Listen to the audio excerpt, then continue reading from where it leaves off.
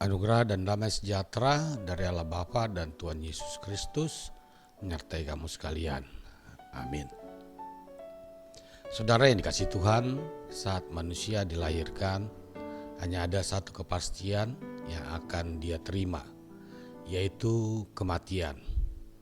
Namun setiap orang akan berbeda-beda berapa lama dia hidup di dunia ini.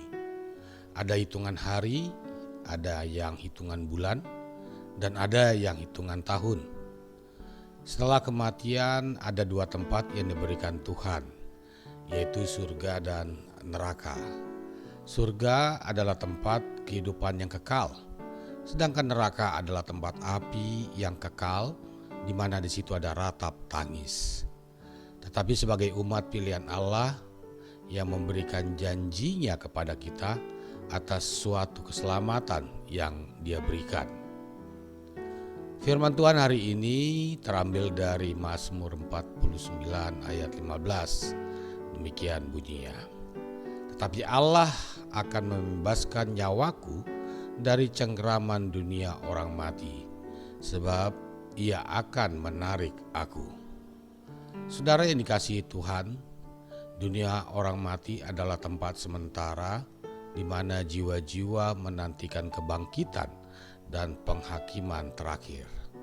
Dalam bahasa Ibrani disebut Sheol dan bahasa Yunani Hades. Tempat ini seperti ruang tunggu seorang tersangka menunggu putusan hakim di pengadilan. Apakah bersalah atau tidak bersalah?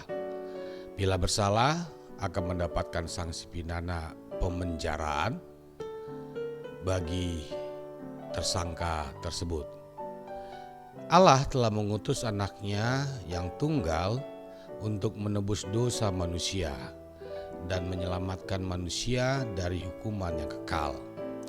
Kasih Allah yang luar biasa itu karena kasih sayangnya kepada manusia. Penebusan yang mahal itu hendaknya kita balas dengan melakukan perbuatan-perbuatan yang seturut dengan kehendak Tuhan.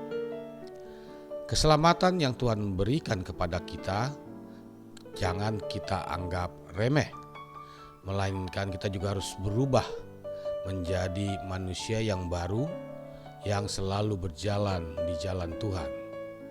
Terkadang manusia merasa pemberian gratis itu menjadi hal yang murah, tetapi dia tidak menyadari betapa besarnya nilai penebusan yang dilakukan oleh Tuhan Yesus kepada kita.